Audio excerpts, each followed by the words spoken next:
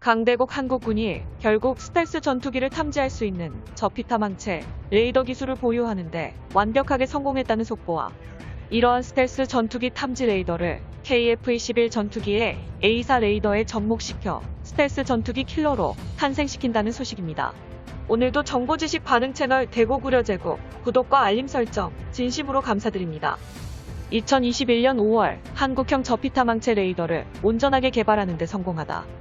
KF-21 전투기가 일본과 중국군의 스텔스 전투기를 레이더로 탐지해 먼저 격추시켜버리는 방식이 현실화되었다. 일본 따위는 자체적으로 제작한 4.5세대 이상의 차세대 전투기도 전혀 존재하지 않지만 중국이 자칭 스텔스 전투기라고 주장하는 가짜 스펙 전투기인 제20 전투기에게 매우 치명적인 소식이다. 레이더 반도체 기술력 분야에서 초격차 수준의 연구력을 보유하고 있는 강대국 대한민국이 결국 스텔스 전투기 탐지가 가능한 레이더 기술을 개발하는 데 성공했으며 이로써 한국은 수준급의 고출력 레이더 기술 보유를 전 세계에 선포한 것이나 다름없다. 현무 미사일과 더불어 건국 이래 자주국방 분야에서 최고의 전략무기이자 21세기 대한민국의 하늘을 지켜줄 차세대 전투기 KF-21 전투기에 탑재되는 항공 레이더 장비와 무기체계 개발은 현재까지도 진행 중이며 그 중에서도 특히 한국형 저피타망체 레이더는 상상 이상의 혁신을 불러일으켰다. 국방과학연구소는 고성능 반도체 기술을 바탕으로 스텔스 전투기의 RCS 수치와 잡음 속에서 희미한 신호를 정확하게 포착하는 게 가능한 차세대 레이더 기술을 개발했다고 밝혔으며 스텔스 전투기를 탐지하기 위해서는 레이더 반도체의 출력을 높여 미세하게 반사하는 전자파 신호를 파악하고 이에 대한 수신 감도를 최대로 높여 잡음 속에 섞여있는 세밀한 표적 신호를 잡아내는 방식이다. 21세기 현대전장의 승패를 좌우하는 공중무기의 핵심 체계인 전투기의 레이더 성능은 적군의 전투기를 사전에 탐지해버려 전투 즉시 어디서 쏜지도 모르는 미사일로 격추시켜버린다. 현재 한국의 레이더 기술력은 중국과 일본의 스텔스 전투기 발전 속도를 아득히 뛰어넘었다. 레이더 반도체 기술이 계속해서 발전할수록 중국과 일본의 스텔스 전투기는 순식간에 레이더에 탐지되고 만다. 그렇게 되면 한국산 레이더에 대응하는 6세대 스텔스 전투기를 신속하게 개발해야 하지만 한국의 영원한 주적인 중국과 일본은 6세대 스텔스 전투기를 개발할 능력이 없다. KF-21 전투기에 탑재된 능동 전자주사식 위상 배열 레이더는 공중과 지상 표적에 대한 탐지, 추적 및 영상 형성 등의 임무를 수행하는 전투기에서 가장 중요한 항공전자 장비이다. 레이더 전반부에 고정된 1000개가 넘는 송수신 통합 모듈 반도체가 전자적으로 제어함으로써 빠른 레이더빔 조향이 가능하기에 넓은 영역의 탐지, 다중 임무 수행, 다중 표적과 동시 교전이 가능하고 미국산 F-15 전투기나 F-16 전투기에 탑재된 기계식 레이더보다 정보 처리 속도가 월등히 빠르지만 한국은 이 정도 성능에 만족하지 않고 KF-21 레이더를 더욱 업그레이드하길 원했다. KF-21 전투기에 탑재되는 A사 레이더에 저피타망체 설계를 적용시키면 스텔스 전투기를 추적할 수 있어 향후 우리 공군의 작전 수행 능력을 크게 향상시킬 수 있다. KF-21에 탑재되는 국산 레이더의 성능은 20여 개 이상의 공대지 및 공대공 표적 동시 탐지 및 추적이 가능한 수준이고 미래에는 스텔스 전투기 탐지까지 충분히 가능하다. 이를 위해 과거부터 국방과학연구소는 디지털 레이더 체계의 설계 기술과 고출력 고감도 하드웨어 기술, 잡음 속 미세한 신호를 잡아내는 고속의 소프트웨어 기술을 바탕으로 기술력을 축적했다.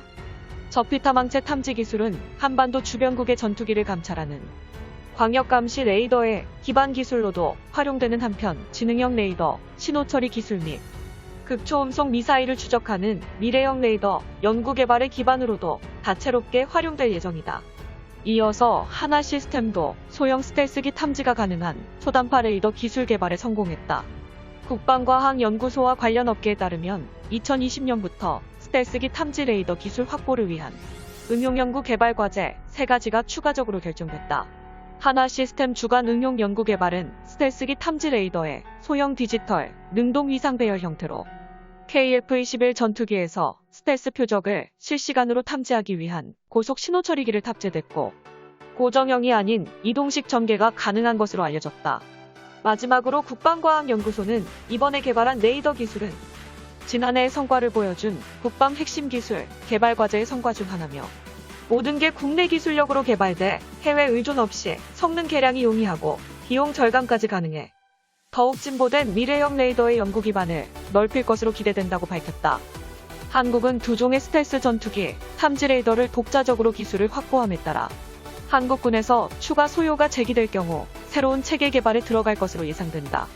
강대국 한국군의 KF-21 전투기에 적용될 스텔스 레이더 소식에 일본 네티즌들은 어떻게 생각하고 있을까요? 일본의 군사정보 커뮤니티 밀리터리 777 스레드에 올라온 일본 네티즌들의 다양한 댓글 반응을 번역해봤습니다. 스텔스 전투기라는 발상이 나온 순간부터 대항 스텔스 레이더의 개발은 가속화되었고 거대한 레이더나 여론 감지 센서, 적외선 카메라 기반으로 개발이 시도되었다. 이번에 한국이 개발한 건 이러한 부류 중의 하나야. 한국만 특별하게 보유하거나 그런 기술은 전혀 아니라고. 세계의 여러 국가들은 수단과 능력 규모의 차이가 있지만 스텔스 탐지 기술을 이미 개발하거나 보유하고 있으며 현재도 더욱 기술을 연마하고 있다. 스텔스를 탐지하고 싶다면 레이더 밴드를 바꾸겠지.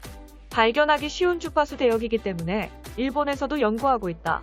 그리고 스텔스 전투기를 발견하려고 노력할수록 상대는 발견되지 않기 위해 더 빨리 기술을 발전할 거야. 감지 가능한 것은 스텔스 전투기에 한정되잖아. 일본은 아직까지 자체적인 자작 스텔스기가 없는데 결국에는 한국산 레이더는 일본에게 무용지물이라는 뜻이다. 스텔스 성능, 레이더 시험 설비는 미국과 일본밖에 없어. 일본은 실증 실험 시 스텔스 페인트한 전투기로 직접 시험해봤다. 결과 일본산 레이더는 전투기를 탐지할 정도로 양호했다. 스텔스 도장도 레이더도 만들 수 없는 한국이 마구 달려들기만 해서 개발하는 게 아니야. 지금 가장 스텔스 효과가 있는 F-21 랩터도 스텔스 탐지 밴드 레이더에서 포착이 된다. 문제는 밴드 레이더에서 연속적인 대상 추적이 어렵다. 따라서 격추시키는 행동도 어렵지. 만약 이런 문제를 해결한다면 그것은 굉장한 발견이다. 언론들은 KF-21 전투기를 아무런 의심도 없이 강력한 전투기라고 말하지 마. KF-21 전투기가 스텔스 전투기를 포착해도 열악한 기체 성능 때문에 도그파이트에서 완전히 패배하고 만다. 항공자위대의 전투기는 한국 공군을 괴멸시켜버려. 단순히 스텔스기를 탐지할 수 있는지 시험만 했네. 전장에 투입할 때 정말 통용되는지 의문시된다. 초창기에 미군의 F-117 스텔스기도 전장에서 격추된 적이 있지만 단순히 운이 없었을 뿐이다. 한국이 KF-21 전투기에 탑재할 스텔스 탐지 레이더를 개발하자 일본은 방심하며 한국의 레이더 기술을 평가절하시키려고 안간힘을 쓰는군요. 그러거나 말거나 한국의 자주국방을 위한 레이더 기술은 더욱 진보되며 한민족의 미래를 위한 세계 최고 수준의 레이더를 개발했습니다. 영상의 정보가 유익하셨다면 채널명 대고구려제국 구독과 알림 설정 진심으로 감사드립니다.